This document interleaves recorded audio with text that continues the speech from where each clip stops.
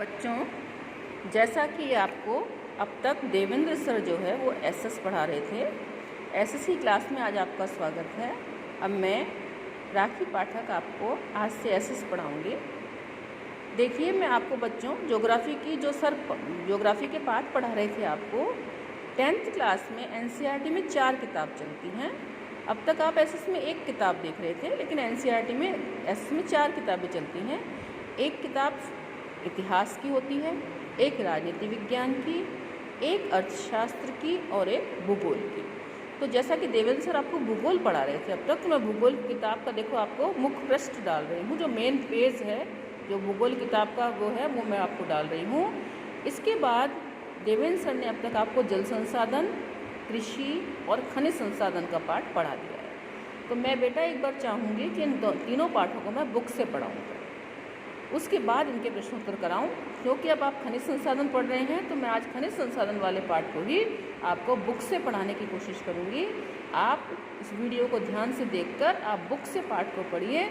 उसके बाद मैं आपको नोट्स भेजूंगी, और जो भी आपके नोट्स जितने सर ने भेज दिए उसके अलावा मैं आपको जो कोई नोट्स होंगे तो भेजूँगी। उसके बाद मैं आपको इस पाठ के प्रश्नोत्तर भेजूँगी। ठीक है बेटा? तो आज हम खनिज संसाधन वाला पाठ जो है वो दोबारा से पढ़ेंगे। खनिज तथा ऊर्जा संसाधन, आप सभी बच्चे इसको ध्यान से पढ़ेंगे।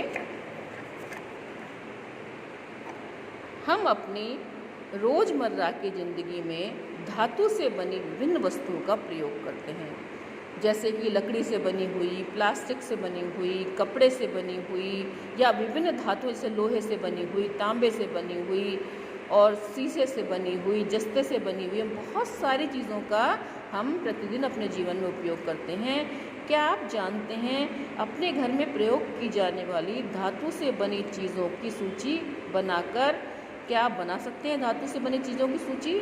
और ये धातुएं कहाँ से आती हैं? आपके घर में स्टील के बर्तन हैं, आपके घर में सिल्वर की बाल्टियाँ हैं, आपके घर में सोना है, चांदी है, तांबा है, तांबे के वायर हैं, बहुत सारी चीज़ें हैं जो हम अपने घर में प्रतिदिन उपयोग में लेते हैं। तो ये चीज़ें कहाँ से आती हैं, इनके बारे में ही आपको ये पाठ इनके बारे में आधारित है। आपने पढ़ा है कि भूपर्पट यानी पृथ्वी की ऊपरी सतह जिस पर हम चलते हैं, विभिन्न खनिजों के योग से बनी चट्टानों से बनी हुई है।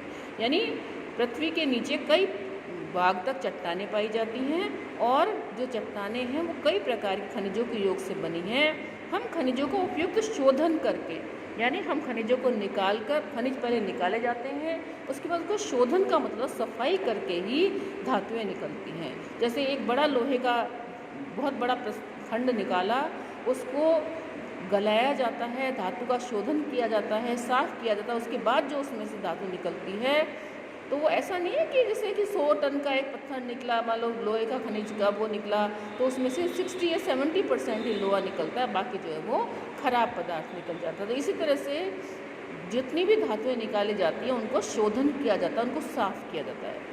खनिज हमारे जीवन के अति अनिवार्य भाग हैं। सुई से लेकर बड़ी बड़ी मशीनें तक जो है वो खनिजों से बनती हैं।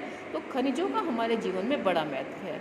लगभग हर चीज़ जो हम इस्तेमाल करते हैं, एक छोटी सुई से लेकर एक बड़ी इमारत तक, या फिर एक बड़ा जहाज, आपने कभी पानी का जहाज़ देखा होगा, बहुत बड़े बड़े जहाज होते हैं, वो सब लोहे से और इसे धातुओं से बनाए जाते हैं। आदि सभी खनिजों से बने हैं। रेलवे लाइन, आपने रेल जिस पर चलती है वो लाइनें देखी होंगी आपने, लोहे की बनी हुई होती हैं। सड़क के पत्थर भी धातु है। हमारे औजार का मशीनें खनिजों से बने हैं। यानी पत्थर जो है वो खनिज है। जो खनिज क्या चीज़ होती है? जो खोद कर निकाली जाए। तो धातुएं भी खोद कर निकाली जाती हैं, पत्थर भी पहाड़ों से खोद कर निकाले जाते हैं। तो खनिज बेटा वो चीज़ होती है जो खोद कर निकाली जाती है। कारें, बसें, रेलगाड़ियाँ, हवाई जहाज सभी खनिजों से बने हुए हैं, और धरती से प्राप्त ऊर्जा के साधनों द्वारा चालित होते हैं। आपने देखा होगा कि अधिकतर गाड़ियाँ पेट्रोल से चलती हैं, डीजल से चलती है। पेट्रोल डीजल हमें कहाँ से मिलता है? पेट्रोल डीजल भी ज़मीन से खोद कर निकाला जाता है। प्राकृतिक गैस, यानी जिस पर हम रोटी बनाते हैं गैस के सिलेंडर पर, उस सिलेंडर में जो गैस भरी हुई होती है वो भी ज़मीन से खोद कर निकाली जाती है। यहाँ तक कि भोजन में भी खनिज होते हैं जिन्हें हम खाते हैं। जैसे नमक हम खाते हैं भोजन में, तो वो भी नमक भी जो है वो एक खनिज है।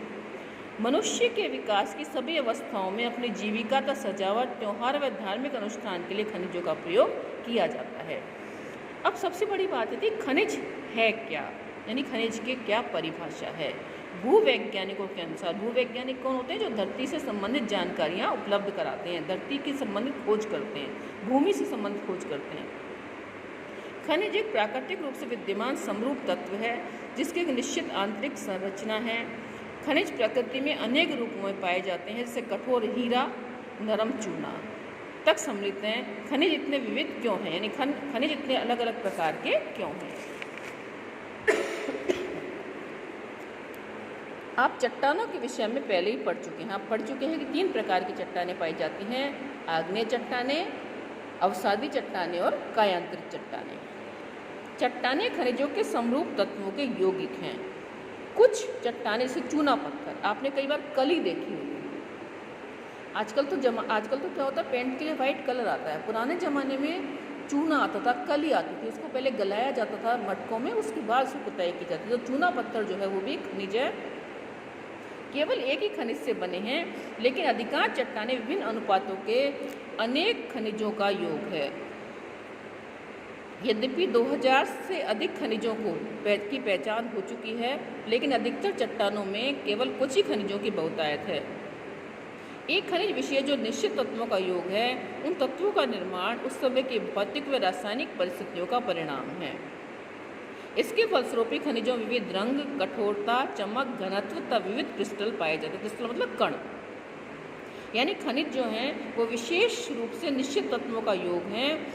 उन तत्वों का निर्माण पृथ्वी के अंदर भौतिक और रासायनिक क्रियाओं के द्वारा हुआ है। इसी के फलस्वरूप खनिजों में कुछ खनिज जो हैं अलग अलग रंग के मिलते हैं, कुछ खनिज कठोर होते हैं, कुछ में चमक होती है, कुछ अधिक जगह घेरते हैं, घनत्व मतलब जगह घेरते हैं, तो विविध क्रिस्टल के रूप में, कुछ टुकड़ों के रूप में पाए जाते हैं।